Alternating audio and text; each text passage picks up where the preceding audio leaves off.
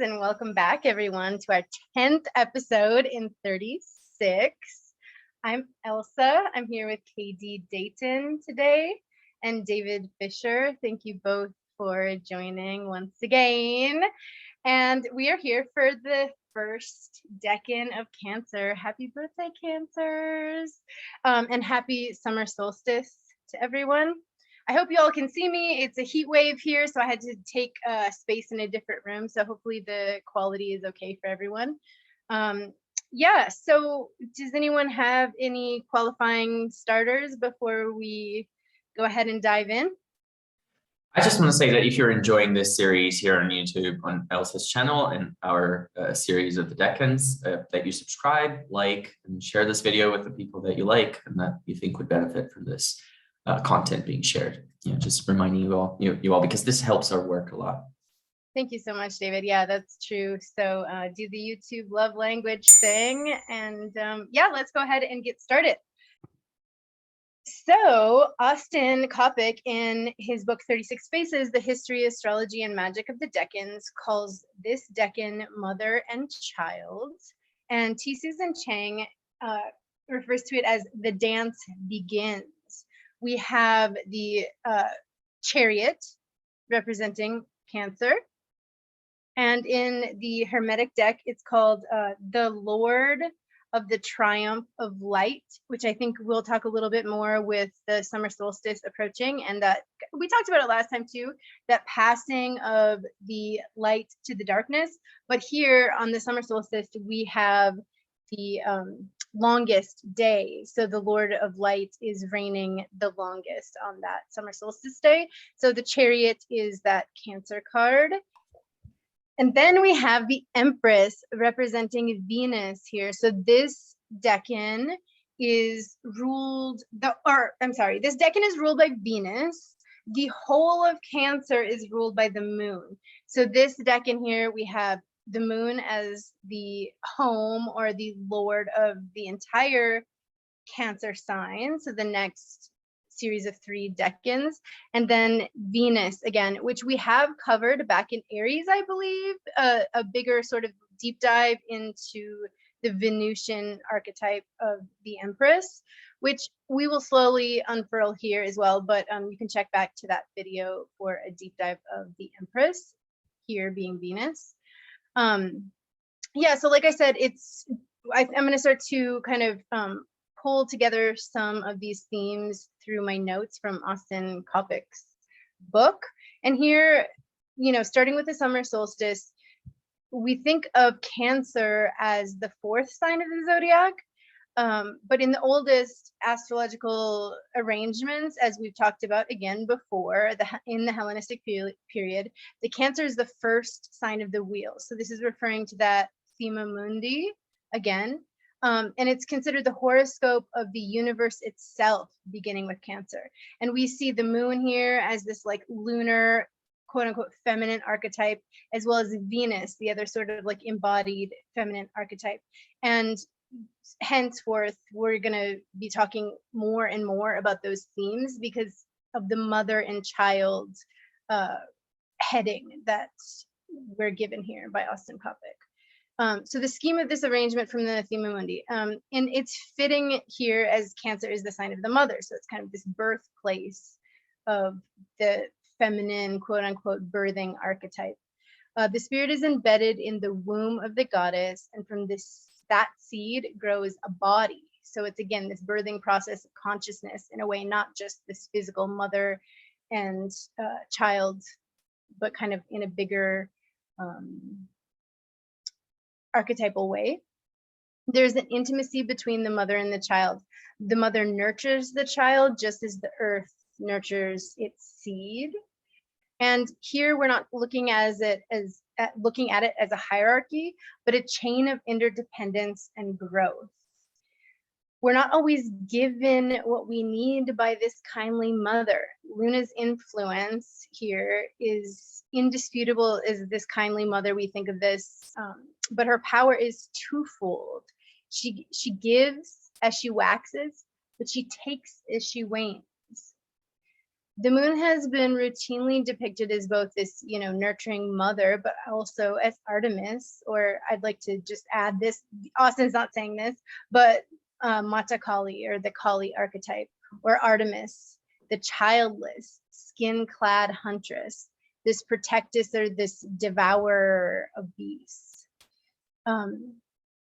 So here we're also looking at this biological and emotional hunger as seen in this face. So in its more savage light, I suppose, the chain of mother and child, or mother and children here, becomes this endless cycle of beasts devouring and being devoured in return. In the fragmentary Hellenistic text, the 36 heirs of the zodiac, we see the goddess Nike or Nike. I'm not exactly sure how that's, said. How do you guys say it? I mean, I just like Nike swish, right? It's spelled like Nike, the brand. I think it's Nike. But... Nike, yeah. We say Nike. Nike, okay, yeah. So however you guys are pronouncing that, Nike has this winged victory, is strange departure from images that we've discussed so far. And the reason why I'm bringing this up is it will start to tie in how we look at the Chariot card, and KD will go further into this.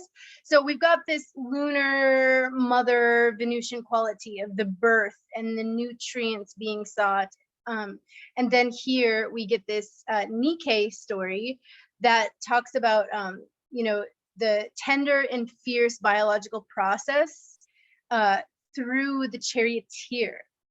When we gaze upon a mother tenderly nursing her child, or the wolf devouring a lamb, the matter of gaining nutrients necessary to make the body or the spirit vehicle strong.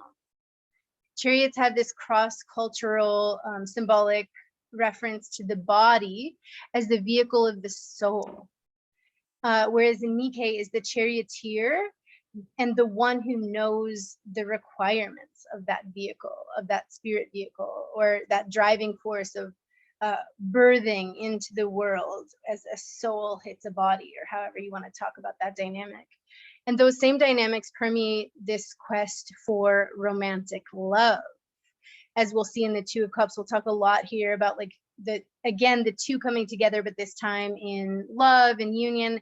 The Two of Cups, a lot of times in readings, can be more like lovers than the Lovers card, essentially. So we're going to address that a little bit more in the idea of the parental child nurturing, and then that quest kind of mirroring itself in different ways in the romantic love dimension.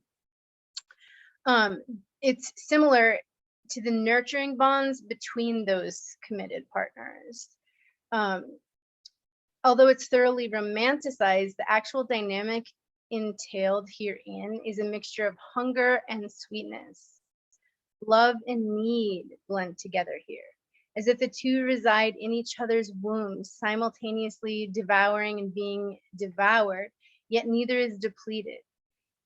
It's this miracle of intertwined vessels that many long for when they dream of that love that will save them or strengthen them. Again, like the child is sort of taken by the mother, but individuated from the mother, that sort of searching for that, that fit again. The possibility of the matter of union can be seen in this Decan, yet success in this matter requires more than just longing and more than just that need. So I think that is the dynamic that we look to when we're differentiating that mother and child need for nutrients, and what we think of this natural tender sort of taking in of the mother in that sense, and then how that gets interpreted to our lives, with the other. It's a beautiful thing, that longing for coming together and that nutrients, but it's not necessarily just the longing. There's a lot more that needs to happen here.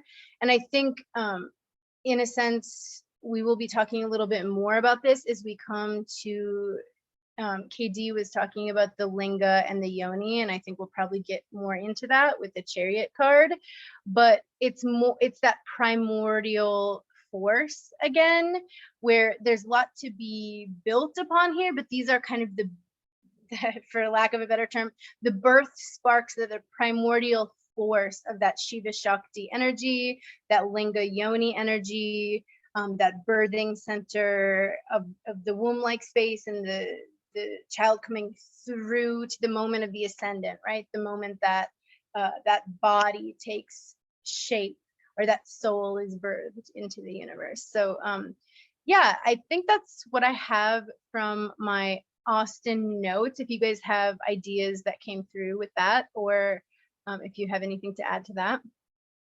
I really love what you just said, especially about the kind of with the chariot, that going forth. I always think of that a lot being the big association there, but it's also such a cardinal or tropical sign thing. It's so Cancer.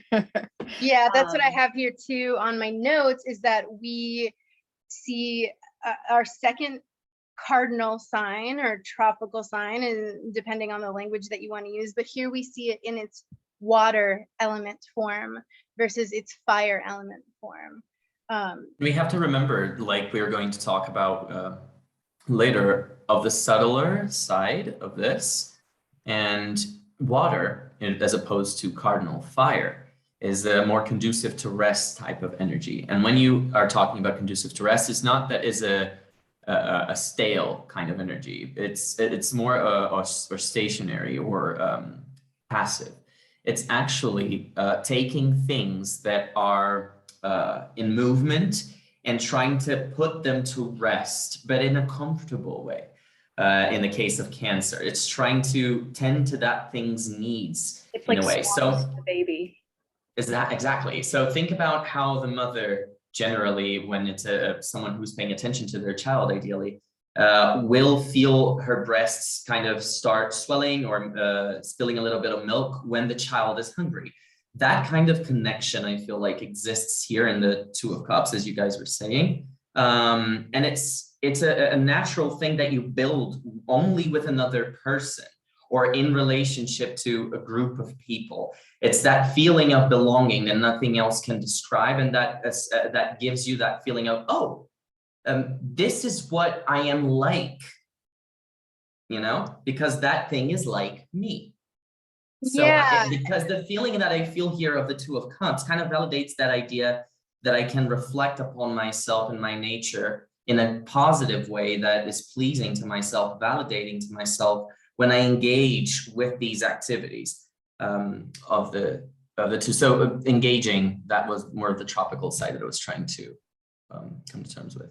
Yeah, exactly. And like with the fire element of tropical, like right now we're in a heat wave and there's too much fire, too much heat, and like watering the plants, right? Or they talk about this is the seed or the womb. The womb is a watery, dark place. The seed grows in a watery, dark place. And it's not that it's actually at rest or the baby is at rest, right? It's like growing so quickly, but it's needing that constant like water, especially now. Like if I don't water my plants a couple times a day in this hot sun, they will die, they will wilt. They're still tiny babies, they were just planted. So it's like, yeah, it's bringing that, I don't know if it's taking in to rest, but there is some kind of comfort there that when there's this fire outside, the plants get their water, or when the, you know, baby's being nurtured by the milk or by the womb in its natural state, it's able to grow. Essentially, it's like gives the ability. And if you think of Jupiter's exaltation here in Cancer, Jupiter is like the idea of like growth, right? And you have it exalted in Cancer. So it's like that constant nurturing of that liquid, that fluid is what gives, and traditionally Jupiter being the quote unquote biological male seed type of vibe, and then that primordial like female waters of this Decan tends to give this feeling of like growth, a misty oceanic kind of, what was Venus being born from the sea foam kind of energy. Kind of fertile energy, right? Yes. And I want to also say, like, let's exemplify the head and the stomach as Aries and the Cancer, respectively. So why do we need stomachs? Because we need to synthesize the food, the sustenance for our bodies. Why do we need our bodies? So we are able to enact will into the world according to Aries. Whatever our heads tell us to do, the stomach will tell you, or the digestive system in general, but that function of nurturing your own body will automatically tell you that you need more energy in order to achieve the action that you're seeking. So that's the difference between an active sign and a passive sign. It's not that the passive sign is not doing anything. It's just that it's your own waters, it's your own body, and it's nature telling you what to do. It's conducing you to places still, but it's like, now you have to quiet my hunger. Now you have to rest because I am tired. So your body will tell you things that you need to do, and that's its doing. That's its activity. And that's Cancer being active as a we have a second brain in our gut. Yeah. Say that. Yeah. We have a second brain in our gut, just exactly what you were saying. It's so And I think like the gut or the intestines is technically like a Virgo, but when I think of the stomach, I think of the actual just breaking down of the nutrition before it gets to the gut brain. But still, same thing. And David, what you were saying and what KD you're talking about as well is the corporeal presence of this. Like when I thought of this right away, this is the only thing that I wrote in my notes, is like the body like idea of this sign because of its cardinality. Like before we maybe had like the mind or the fire, the drive or something like this. And again, we started at Aries. So we were thinking of it as this like sun starter thing. But really this is our start. This is our major start. And when I thought of, this nurturing quality, that's exactly what I thought of what you were saying, David, is the body, because our bodies, although some people might think of the corporal idea as being like an earth sign thing, so like this cardinal earth, but to me, with our bodies being 70-something% water, it's our spirit juices that are flowing in the body. It's like our tears, our ocean like stomach, our ocean like womb, our ocean like, well, I don't want to say blood, but that movement of the structure of the body is mostly water. River like blood.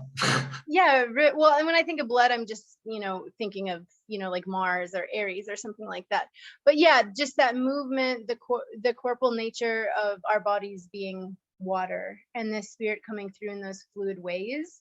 So yeah, that was my main kind of like big takeaway, is the body-like nature of this spirit spark being brought into the body. And it's interesting that it's only when we choose to make ourselves aware of those subtle languages that our body has, is that we truly learn about our nature. So it's interesting that by connecting to what's most earth-like or water-like, which is the lowest type of element, and I'm not saying this as a like better or worse type of qualification, it's just lower or higher in other ways. I'm not going to go into that too much now. You go research. But it has to do with the elements. Like if you have earth, water is always sinking, right? It's like the depth. It's the most depthy quality. Yeah, fire and air are always going up and are always up here. Earth and water are always down with gravity. And yeah. Yes, and water flows down. It flows to the ocean, down the rivers, down the mountains. Like it's traveling down. Obviously you have like evaporation and all of those things. I'm not saying it's like, obviously we all know what the water cycle is, but it must come down. yes, exactly. And so when we think about the elements, what David's talking about is water being the deepest and the lowest is how we think about that quality. You could even and it's also like even before you have routines, which is an earth thing, and your routines define what you're able to do in your daily life and what you're going to be presented to. You have your waters, which tell you what your needs are to establish those routines in the first place. That's what lower and higher mean. And then fire is the last stage, highest, because it's where you express your will purely after having considered everything else, after having considered routine or material resources. after having considered your needs that those resources tend to, and after having considered the social aspect, the human aspect of it, what can you actually do with the fire? So the water in this case is like really where we become capable of understanding our own nature in this deepest level, not only understanding what we want, oh, because we want it. No, I want it because I grew up in this space that made me feel like that. And now I have to react to the world in this way in order to appease that particular need. Investigating what your feelings tell you about what your feelings inform you about your drive, you know? Yeah, and those drives, I mean, I think Austin talks about this when we start to talk about the mother-child nurturing relationship, whether it's being fed by the primordial milky waters of the mother on demand whenever we have that sort of like craving for nurturing or nutrients and that digestion of those nutrients, but also how that mirrors out in how we relate to the other. You know, and the idea of like, oh, I found the one, right? It's like you fit, like, you know, this like primordial fit, and or that like seeking of like what you're talking about, David, of those early childhood years, how they form how we're going to look at what our needs and our nutrients psychologically, emotionally, or physically. And also on kind of a macro scale as well, the summer solstice was the time that the Nile would flood in ancient times, and that would thus result in a massive amount of fertile land for which to plant the seeds and later harvest and sustain the whole civilization and culture. So that also has a lot to do with the chariot. You know, you think of the flooding, the need to, there's famous references in the Orphic hymns, specifically the Orphic hymns to Venus, for instance, discussions of her flying her chariot over the Nile when it's flooding. It's really beautiful. I encourage everybody to go look up the Orphic hymn, but on a macro level, this also is just very significant seasonally for the summer solstice. Yeah, Absolutely. Very good point, because the black earth that was brought up through those floods were literally like latent with nutrients. Yeah. Fertility of the land, just like fertility of the empress. Yeah, exactly. Like brought from the depths, the waters bring up the nutrients from the depths and revitalize. Yeah, that's really beautiful. Do we want to segue into what you prepared from T. Susan Chang? Sure, if you all are ready, I will share my screen. Okay, so as Elsa referenced, we have seen the Empress before. Can you both see that, by the way? Yep. Just making sure. We have seen the Empress before back in Aries 3. We saw Venus being represented there as the Empress.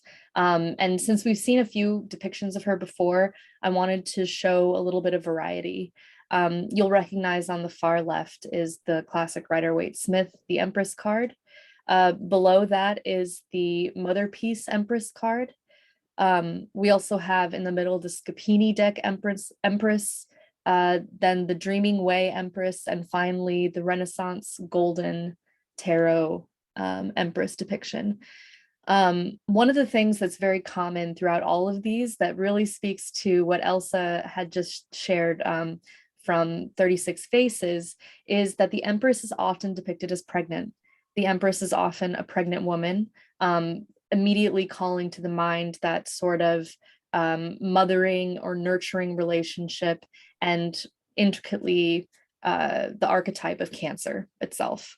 So the Empress naturally has that association as well with the moon, which often represents the mother and often represents fertility as well. So you can see, for instance, in the Scapini deck, there is the Empress has her foot on a crescent moon, very, very similar to what you might also see in the High Priestess, which is the card that represents the moon when we're talking about the moon ruling decans outside of its own domicile, which is Cancer.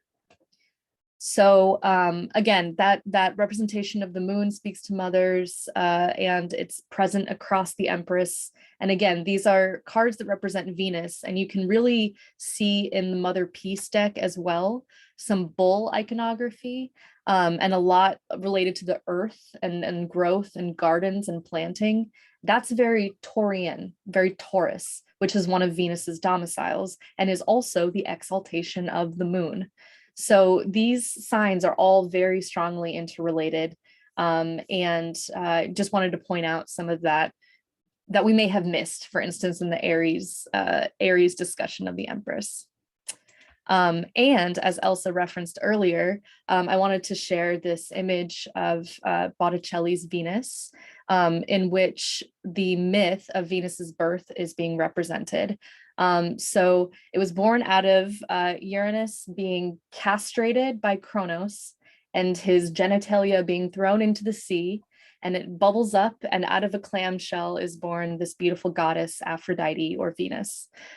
So the myth really makes clear that the sea and the ocean are the origin of Aphrodite and are intricately related to Venus itself as an archetype. And when we are looking then at the other two cards for this Decan, I really tried to focus on things that that had that motif of sea or the ocean or water in a very Cancer-y way. So as you can start to see the kind of progression of the story, I hope that becomes clear. And these seas that we're speaking of too with Cancer are kind of these like, it can be the depths of the sea, but you know, where she was born are in these kind of like shallow green, like misty waters, where it may be when we're talking about Pisces or Scorpio, we're going to reference water in like a different way. But to me, this has like a very movable, like the first time we see water, it's rain, it's shallow seas, it's rivers, it's kind of like this, because it's cardinal, right? So it's kind of got this like moving and yeah, just kind of like less, maybe I don't want to say less depthy, but just kind of like more ethereal sea, Shallow pools instead of the, these kind of like cool bluish green waters that are just like easy to swim or easy to bring, ships in and out, or kind of lagoon. that kind of, yeah. Ooh, I like it. Like a mermaid. Like a lagoon.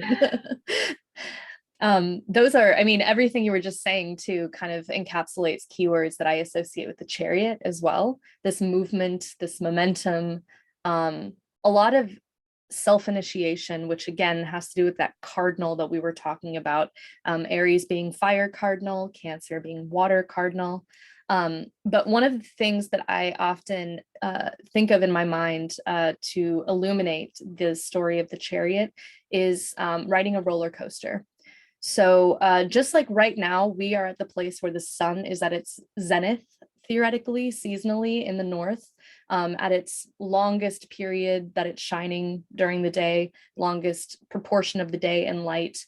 It is soon going to come over that hill and start plunging down towards the autumnal equinox. Just like on a roller coaster, you're sitting up at the top of the climb, the top of the hill, and you can finally see out over the expanse of the horizon. And you can see the furthest that you could probably see over the treetops. You can see things in the distance, just as you're looking down the pipe and about ready to fall into the darkest period of the year. And, the Chariot also potentially being a reference to those roller coaster cars really feels like that sort of energy and anticipation of the next season, the season to come. So I used a couple keywords in that story that I hope maybe make you think a little bit of Sagittarius, that vision, that long sight, that period of pause before you're diving into the deep darkness, because Sagittarius is the last sign as we lead up to the winter solstice in the north, as we lead up to the darkest period of the year. So what that points out to me, that comparison of those two different points of the year, not only are Cancer and Sagittarius in contra antitia, which is a concept that we study in traditional astrology, and I encourage others to look into if you are interested. But it also points out Jupiter, which is the ruler of Sagittarius, Jupiter's exaltation in Cancer. There's something really poignant about Jupiter at this pinnacle moment where the sun is at the zenith of the year. And so thus, while the chariot represents Cancer, I do get some serious Sag vibes from it as well. And I'd be curious to hear what the both of you think about that. Yeah, it's like very exploratory when you think about like the chariot leaving the walled garden or the home and like goes off into the, you know, whatever journey they're about to embark on, like is a solo sort of, you know, and we see it like embarking on like that dark and light or that linga yoni. It's like very explorative. And when I thought of the roller coaster that you were mentioning of like that high, like we're going slow and like chugging up to the very top, I think of like how you know, people feel as summer is about to break, right? Like it's fine, it's like getting hot and people are like, ah, it's like summer.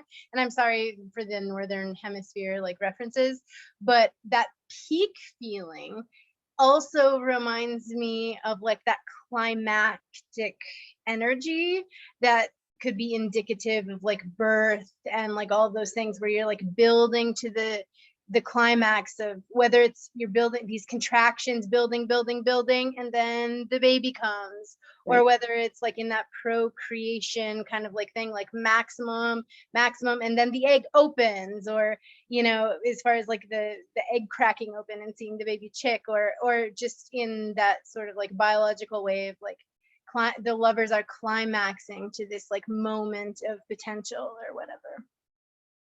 Yeah. I mean, Jupiter in Cancer knows what they need and how to ask for it. Not only that, of course, there is a circumstantial plane where things, you know, work better if you just have circumstantially, if you just have a planet that's exalted or in domicile in your chart. But talking about the more psychological side of it, perhaps Jupiter being the you know, help or the support that we need for certain needs that we have. Having it in Cancer means that you're just so in tune. Your narrative is always in tune with what your body is trying to convey to you that you need. And thus it's easy enough for you to identify around you who is going to be able to provide that for you, and how are you supposed to adapt so that person or that particular institution or something like that will see that you need that particular thing and want to give it to you. So like the child that let's say the mother that knows exactly what the child needs before the child says it, you know, because they are in tune with how the child works. So those things I feel like match with the Jupiter in Cancer, and they allow for better movement. When you are used to a certain routine, you don't even have to think about what you're doing. You're just automatically following the steps that your body already knows. And that's the definition of a perfect, thriving environment, you know, when the people there don't even need to think too much to get their needs met. They just go do it, and their spirits, their will is able to thrive and be directed towards something. Yeah, and like the mother and child thing too, I was thinking about like when you were saying it knows how to ask for what it needs. It also has more than enough to give. And sometimes I think about that as like this charioteer who's like embarking on this whatever journey in a very bougie drawn cart, like with this, you know, has the shade and has these like sphinx and has this huge kingdom and all these like, you know, the proper armor and like all these things like you see depicted, which we'll probably end up talking more about throughout the other decans, because this card will stay with us, but just like clad in zodiacal like plothras of, you know, garments and things like that, just seems like this person is very well provided for. It's probably pretty easy to start out on a big journey if you have an amazing kingdom to come back to and all the resources that you need to fund the journey or whatever, you know. So it has a lot to give, as well as knowing what it needs. Yeah. And combining with this Decan real quick, you have the Empress, which would be like the motivation even for that chariot man to, you know, do whatever it's doing. I just wanted to mention that quickly. Yeah, to impart. Katie, Yeah. you're gonna say something? Yeah, your discussion of Jupiter and Cancer was great. And I think it also calls to mind another keyword that I didn't mention at first, which is victory. This card is associated with victory and success because, Jupiter can ask for what it needs to be nurtured and what it needs to be successful in Cancer. And so this card is a really poignant reminder of that. As well as just mentioning, you see the crescent moons on his shoulders, and then the sun in his crown. It's definitely a very interesting series of symbols that we see in the chariot. And that's just kind of a teaser for things that we might talk about again throughout the rest of Cancer, because this card will be coming back. But again, because we have so many symbols in this card, I wanted to focus for this decan on the symbols that represent the sea, the ocean, and as you can see in this Mother Peace card at the bottom, the glyph of the crab for Cancer. It's very, very clear, the Decanic association in some of these tarot cards. So you can see this is called the fairy deck in the top right corner. And it's a charioteer in a hermit crab shell being pulled by seahorses. So that's pretty darn sea oriented. And I think very interesting given the fact that figure does look a little bit like Venus, who might be riding in the chariot. So interesting food for thought there. All this makes me think of is the Little Mermaid when they enter the hall in the beginning. And King Triton comes in like all swanky or whatever, and then like the crab comes in and it's all silly or whatever. Oh, Little Mermaid. This particular card, you have a body of water on which the chariot is going through, over which the chariot is going through. And you actually have some water in the right-of-way, but they're like still the two figures that are supposed to be pulling the carriage. But in this one, they're pulling horses, and they're going over water. Yeah, in the Rider-Waite depiction, it does look still, and I have pondered that. You see past the golden wheels of the chariot, and you see this water. But to me, again, it looks like, and it talks to me about like water as protection. Right? Because like if you had moats around villages, or if you had, this seaport kind of where it has like the calmer waters that lead up to the town, it was a form of protection and commerce and all of those things. So thinking about like water as the protectress and also the giver of life, the sustainer of life, and how it protected cities and gave cities abundance in the olden days or whatever. Some symbols of abundance that we see in those two figures of the sphinxes are the breasts in those two figures. And they are standing still, in my view, in this depiction, because they are sphinxes, because they are supposed to have that you will move, but it's not an actual movement of body. It's like an internal kind of movement that informs your drive, that really will propel any kind of other kind of movement that you want to make in your life. And for that, you need to have an inquisitive type of mind towards your feelings. You have to have an inquisitive type of mind towards those waters that we were mentioning before. Decipher me or I'll eat you, is something like the Sphinx say. I don't know how the phrase goes in English. It's also a very protective stance. This still water behind the chariot may be a moat, for instance, that a drawbridge would go over. So it's also very protective, which I won't lie, I do typically ascribe that to Cancer, a very Cancer vibe, is protection. And because it has this protective shell, right? Yeah. And it's like we were talking about, it has this subtlety as well. So in order to like protect the subtle or protect the occult, which you kind of get through those, charioteers, the linga, the yoni, and again the waters, like Venus is born in these like offshoots of the sea, these calm waters, and they are not only protecting the village, but back in the day, like the open waters were a dangerous place to be. It was the calm waters that provided this sort of like protective, nutrient dense, calm waters were the safe waters, let's just say that, so yeah, to me it was this idea of nutrients and also protective waters and safe waters. Safe waters. Safe waters, yes.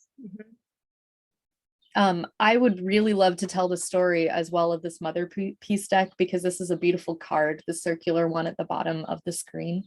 Of course, you can see the reference to the Rider-Waite-Smith chariot deck with the stars across the woman's stomach.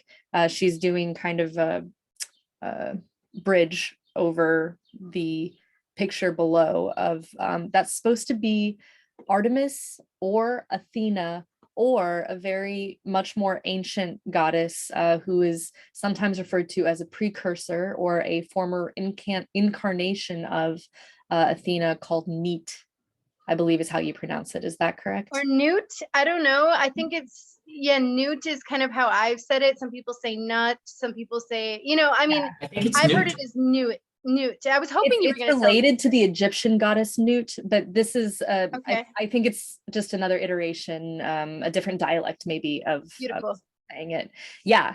So that is what this figure is supposed to be. I mean, you see the bow and arrow that speak to Artemis, and you also see Medusa. We've talked about Medusa a lot, haven't we? Yeah, because again, Venus is on Algol right now, by the way. Yeah, perfect. We'll honor that. Again, like goddess Kali, right? Like it's the same kind of thing. And yeah, we have talked about her, as her story was super intense. Do you guys remember what Decan they can go back and watch when we talked about her story? Turning people The third, Taurus 3. Taurus 3. 7 of Pentacles. Yes. So you can go back in for reference. But it's pretty packed with symbolism. Also, we've got the winged horned beasts drawing the carriage. Yep. It's supposed to be it's supposed to be hearkening to Perseus, which is the winged horse, but again, Newt and or Neat, whichever one we're going to call it, came from a different ecosystem, a different environmental habitat in which these gazelles or antelopes may have been more common. So I think it's just homage to the more the original myths that a lot of these stories came from, that are represented in Greek mythology. Yeah, I remember reading about this in the deck too, how they talked about this bridged character and this ancient, and you see how they make her like this dark, like again, we're talking about the primordial depths and the deep waters and the night, right? We're talking about the night. Venus and the moon prefer the night. Yes. Which is interesting because this is a very day-oriented card with its fiercely like yellow background here. But then we do yes, exactly. But then we do see the blue cover again as protection, where we have the blue cover of the protection of Neat, the ancient goddess, here as well. Bridging worlds, shall we say. I really love that.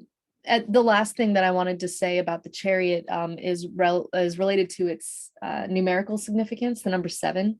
The number 7 is considered a very, very spiritual number. I traced some of this back to the Pythagoreans, the Pythagorean poets. 7 was a sacred number that they called the letter of female enchantment, which I found super fascinating in relation to the moon. And also in relation to how we saw this a little bit with the Empress card, where there was a little bit of a hint of that high priestess where she was standing on the crescent moon. And I get that vibe as well from these, that tying in of the high priestess, sacred feminine vibe and energy, even though we might assume that the figure is male in the chariot, just based on stature, but that might not, I mean, it's still a very feminine card. It's still a very female card. Yeah, and I think of the sacred 7 aspect with the 7 visible planets as well, having 7 chakras. Yeah, that whole kind of plethora of the sacredness of 7. Yeah. Well, after the Lovers, when you kind of make up your mind about choosing a path or another, as we were talking about the whole of Gemini, you find this motion of the chariot. You find what moves you in a lot of ways, because you realize that there's a multiplicity with the Gemini card. And the chariot is kind of when you make peace with that multiplicity and you learn how to ride it in a way. Ooh, Yeah. I like that. Like how to drive your life forward. If all the things are in place and you have all the nutrients and all the resources and everything, like then your steersman is there, right? And you can sort of drive this primordial force forward with This is a tangent, but I do want to mention the phrase. This is another Hellenistic astrology phrase, in your chariot, I believe, or is that more medieval? I'm not sure, but I believe no, I mean we use it, put it that way. Yeah, I don't know yeah. the origins and the first place that it's cited or whatever, Right, but right. in the Hellenistic practice, we definitely use a planet being in its chariot for sure. That it has control, it's driving, it's in control of its own will and its own agency. So using that when, for instance, Mercury is often combust the sun, meaning it's too close to the sun, that it's almost washed out and becomes less effective and less consequential in its dealings. But when it is in the sign of Virgo, which is its exaltation and domicile, Mercury's, or Gemini, sometimes, depends on who you speak to, it's considered in its chariot. And so regardless of how close to the sun it is, it will be able to retain its agency and its will, which... Yes, because if it has a chariot, it's protected. So again, we come with that coverlet that we see here in the chariot, where it's like covered and therefore protected by the rays of the sun, essentially. Yep. And a planet can be in chariot, any planet can be in chariot. We just talk about Mercury more often because it's like floating so close to the sun. But if a planet is in their domicile, then it's in their chariot and therefore protected. And sort of when it, like Katie mentioned so beautifully, that when it's in its domicile, it has the reins. When a planet is in its own home or its exaltation, anywhere it has this like dignity, it's protected. And I want to mention about like, you guys see that there is this sky roof upon his head on the chariot, like there's this sky cloth on it with the stars, and on the other one there's the sky woman standing over the chariot one, and the other one is literally flying on the sky. The only one that doesn't have the sky is the underwater one, obviously, but you still kind of have those going up. And I want to mention that in the Lover's card, we had the sun behind an angel. And so there's this masculine sort of, you're acknowledging your higher self in a way. You are consciously understanding that there are choices, you're understanding the multiplicity, but now this is incorporated onto you. And so it's like the sky becomes this thing that is above your head all the time. It's like you are concentrated on the movement of the stars, you are in line with the cosmos, you are following the path that the stars dictate to you in a way. And I feel like this is more of a internalized, because in the other one, the sky was already there, represented by the angel and the sun, this more masculine part of, here is this divine consciousness. And here it's like you being that, incorporating that divine consciousness and being in tune with the cosmos, I feel like.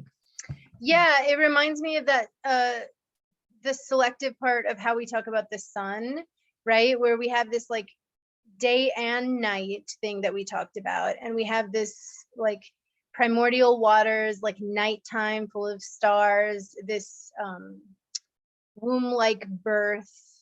And then once we embody, our body still maintains its watery nature, its watery components, but it's selected now. It's become an ascendant. It has that sun-like spirit quality where it drives or anchors this like spiritual body into form. I'm going to move on now to the Two of Cups, which is the minor arcana ruler of this decan, and T. Susan Chang refers to it as the Lord of Love. I believe we have a couple other examples that Elsa and David might hold up, but in the interim, she says there is perhaps no other card that hints so strongly at romance. Many depictions of it, including the ones that you see on screen here, really point to a relationship, romance, partnership, the one and the other. Again, really making one think of the lovers, but it does have a slightly almost more familial, nurturing context even than the lovers does. Well, the lovers is a taking of consciousness, I feel like. But go on. Yeah, this is more subtle. This is more internalized, more it's more internalized, more subtle, and almost more unspoken. It's a very it's beautiful though. It's a beautiful card to get if you are looking for something in a relationship reading that indicates a positive, an affirmative in that vein. I do also see this just being related to one-on-one dynamics and being able to be seen by another. One of the most obvious symbols, especially if you're looking at these 4 cards, is the lion head. So you have the lion head with wings at the top of this symbol. I believe this is called a caduceus, which is a symbol for Hermes. It's 2 snakes wrapped around a staff and a winged staff, and then the lion at the top. It's supposed to represent transformation. You also see a lion at the bottom of this cup in this beautiful Scapini deck card.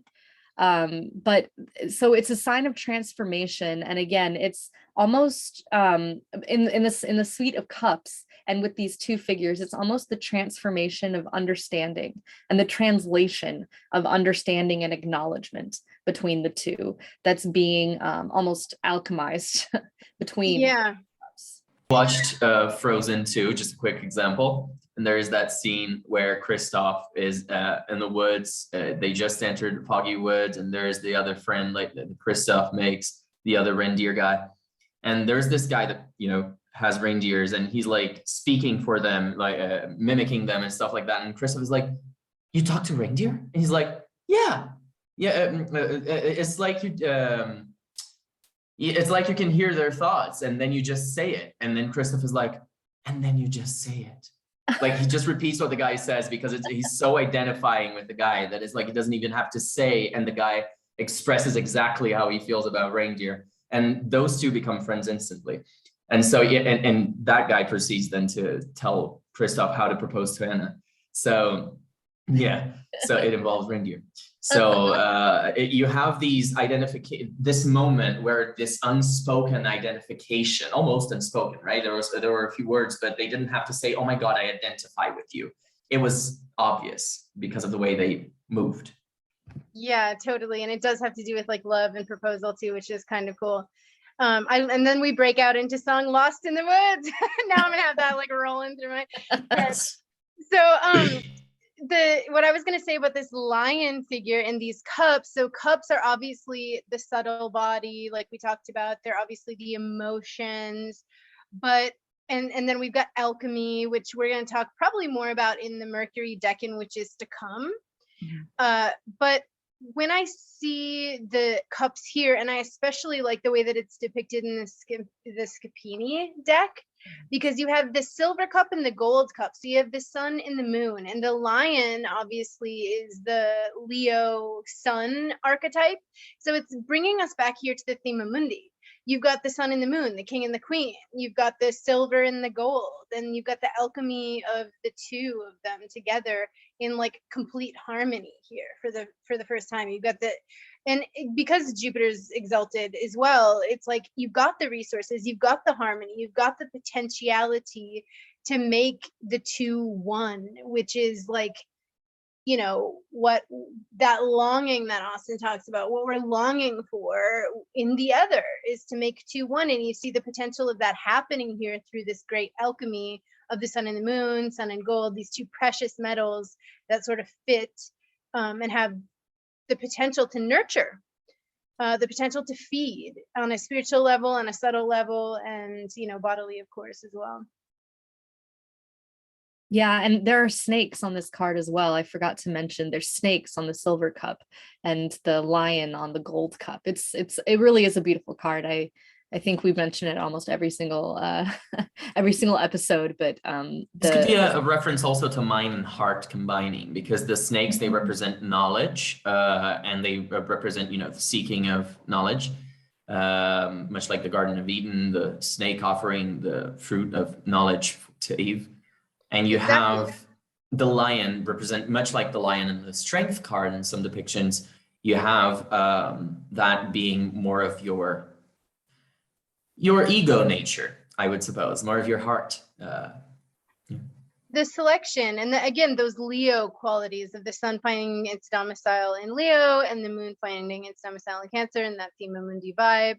But yeah, the snake again brings us back to the it's not just that kind of mercurial reference that we have, but the Garden of Eden and back to the Shakti.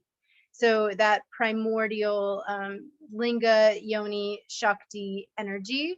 To me, it's kind of like embodying, again, like the body. Like you come into a body and then you have this spirit colliding with the form, which to me, if you're talking about that selection or that sun or that heart colliding with the potentiality of the primordial force of what it takes to have a body, therefore have a life, and that selection process of embodiment, essentially. And yeah, and the nurturing qualities that the sun and the moon and the king and the queen of the Thema Mundi give us. There's one more card. Oh, sorry, I wanted to show here, which is from the Mother Peace deck. Sorry about that. And in this card, I like this one because it also has this sea reference and this reference to the ocean. But it is also really beautiful in light of exactly what you were just saying, because you'll notice the snake is also wrapped around these two figures. And these two figures, they're supposed to be opposite. They might even be one part of the same being, but they are coming together and they're experiencing joy in the union. You'll also note that there is a waxing moon over them, which is a super interesting. Again, the crescent, it has to do with the sacred feminine. It has to do with release and coming to closure. So this union is, it's a relaxing one. It's not one, again, that difference between Aries and Cancer, the fire cardinality and the water cardinality is also beautifully captured by the waxing crescent moon. And we also have Venus. Yeah, right there. Nighttime Venus and the moon, like charming and charging up the skies with love. and the dolphins, just natural playfulness, joy, affection. I wanted to show this dolphin like character that comes up in the, oh, it got big. Yeah, I wanted to make sure we see that card. Oh, I love that. Yeah. So that's kind of like a more traditional way to look at the nourishment of the cups. You have the lotus, which the Picatrix will talk about, the water lily or the lotus.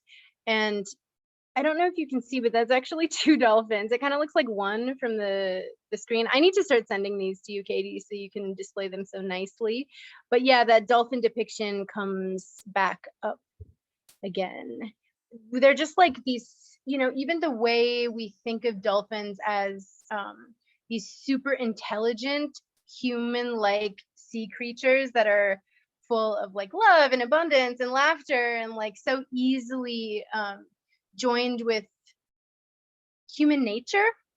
And then we see like these mer people, so it calls us back to the time where the humans and the sea lived together, perhaps, like we lived in the sea or among the sea, or same with Venus being born from the sea, like where we are inhabiting also the sea.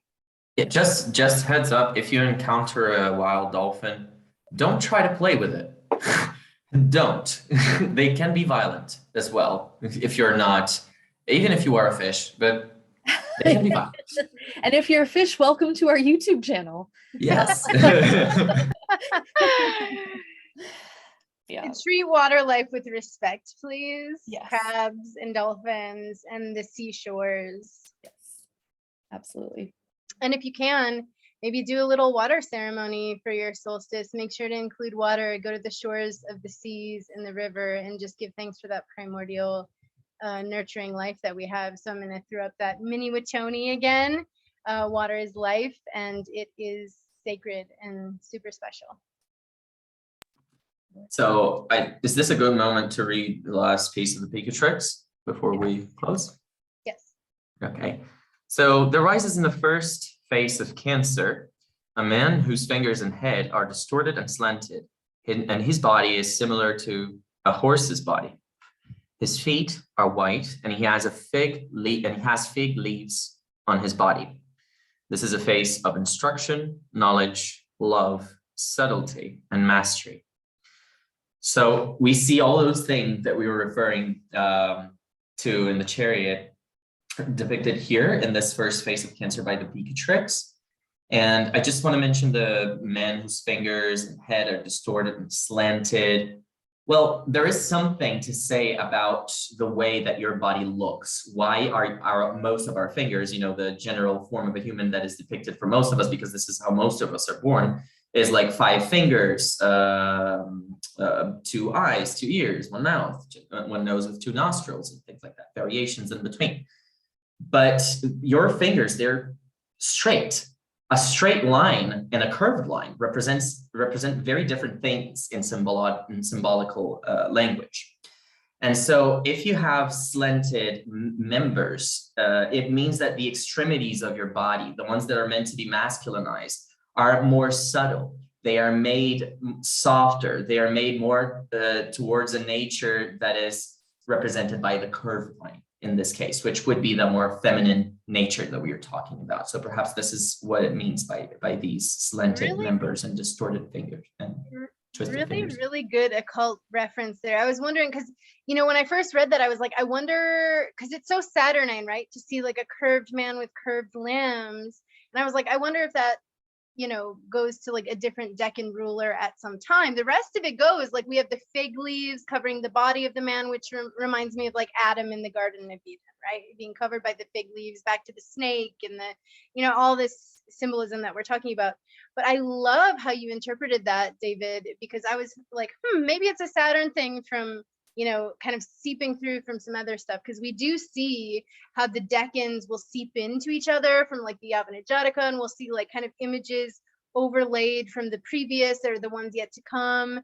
And I really love that depiction. I really, really love that curved line representing sort of that water feminine quality. The subtle ways in which the creature performs its deeds, the subtle way in which it embodies love or knowledge, and the way that it stimulates it in its environment. What do you think? I think of that mention of the body of a horse, again recalling the Orphic hymns. I believe the moon is referred to as lover of horses.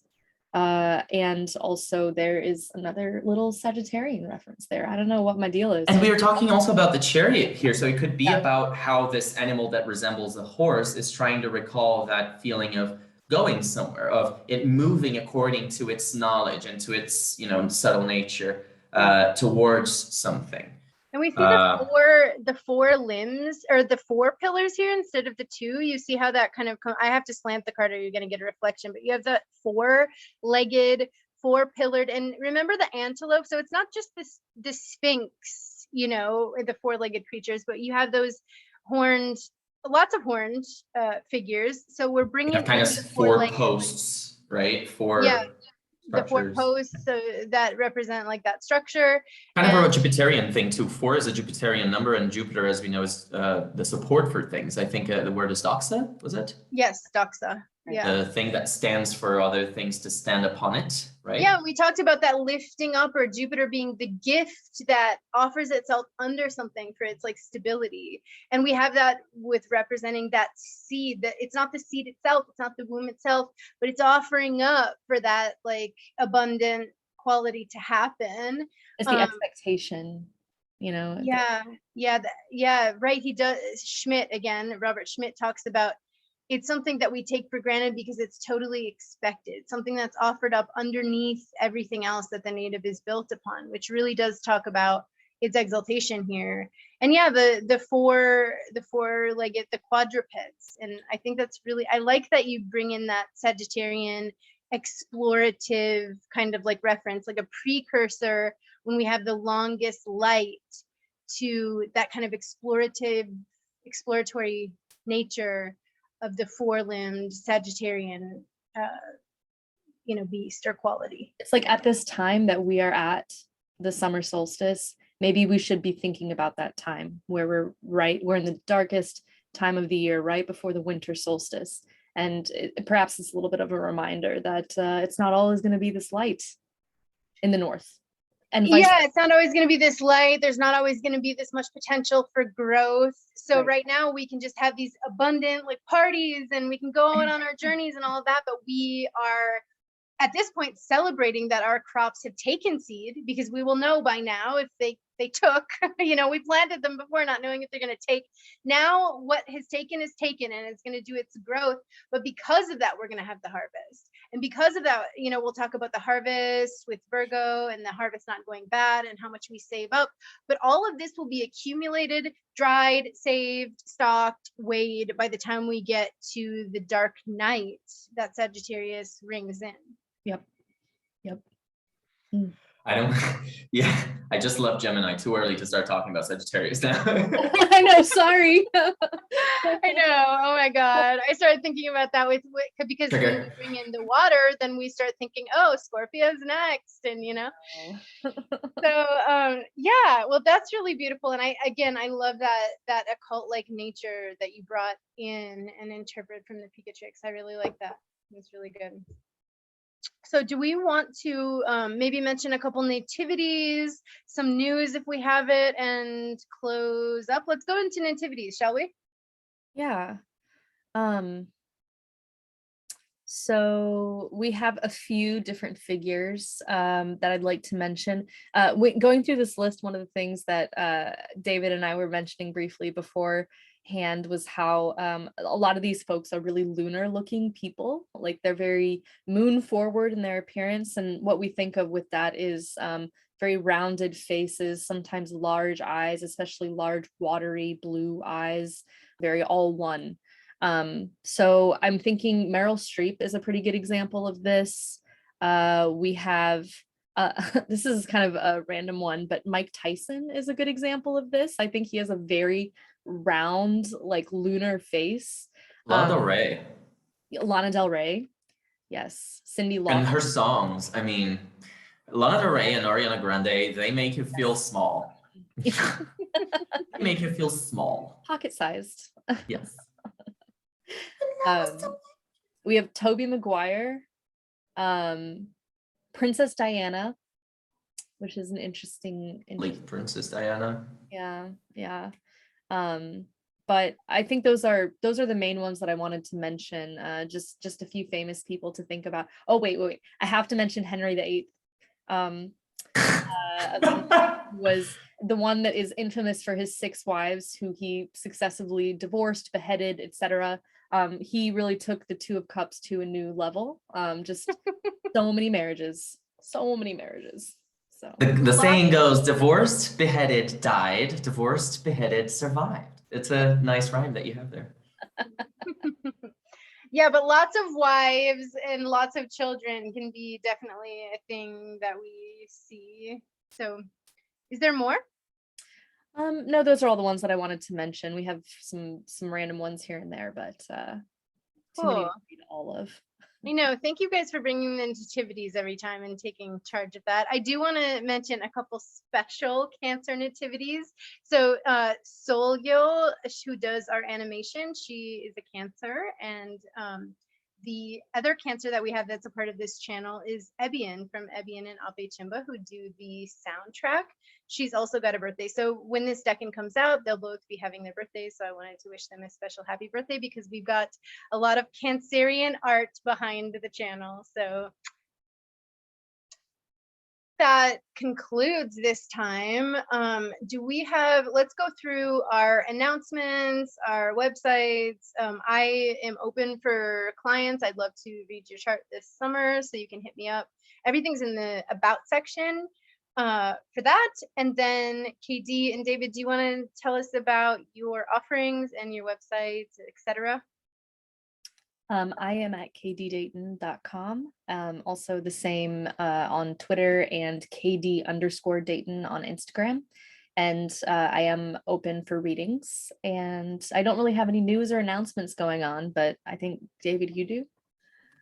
Yeah, I'm in the First Place Astrology. You will find me in that under that handle on Instagram. You will find me on Facebook. In Twitter, I am now First Place Astro. That's my handle.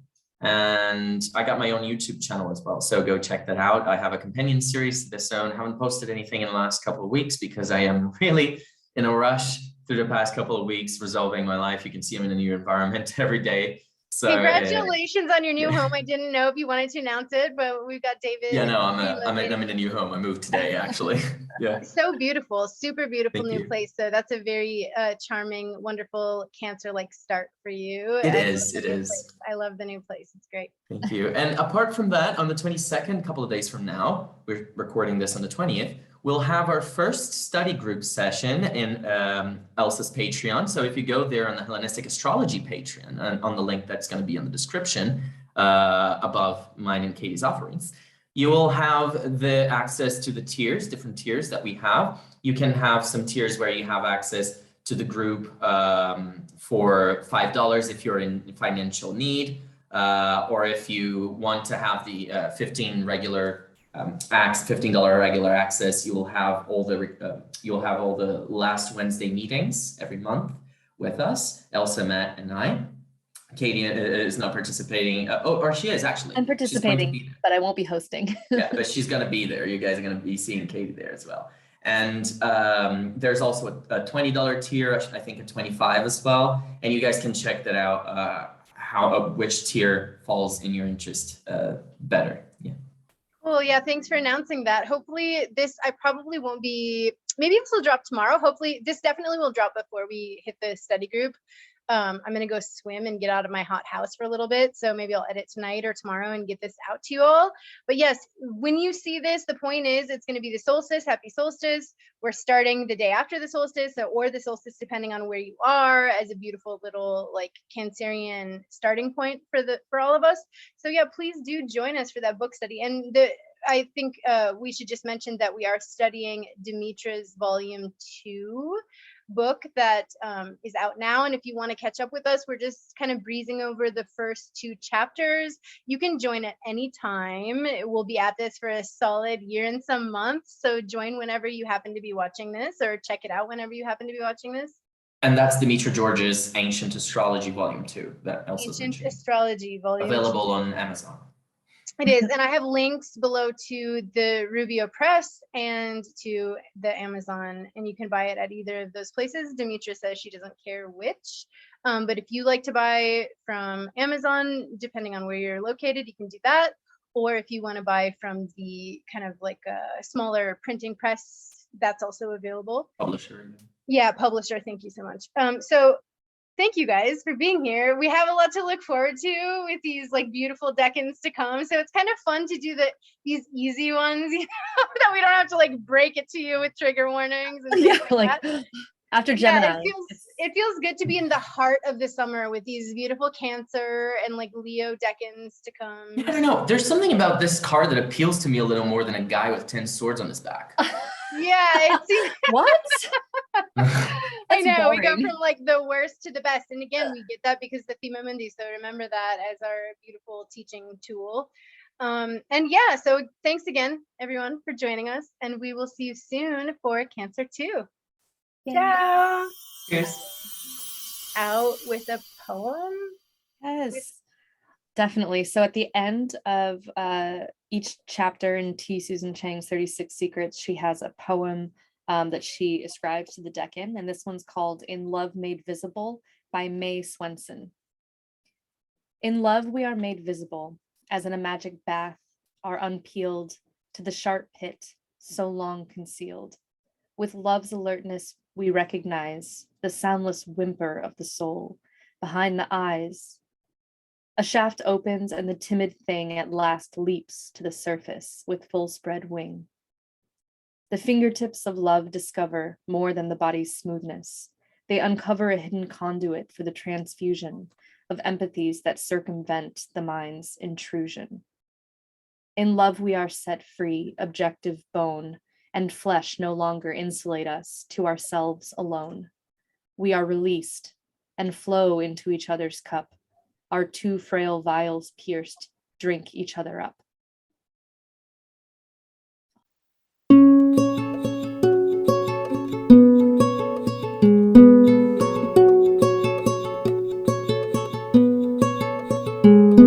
Mataya matao kako bersama yo demikian soba da soba kena matai banako di ma demikian soba and soba atai banake ujuna ba ikana kamaya da onga Koyo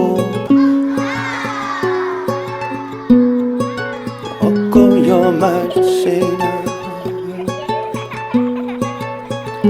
Mataibe Kana Sabaso Inakina Tabaine Toyo Girls Inbayatoma What the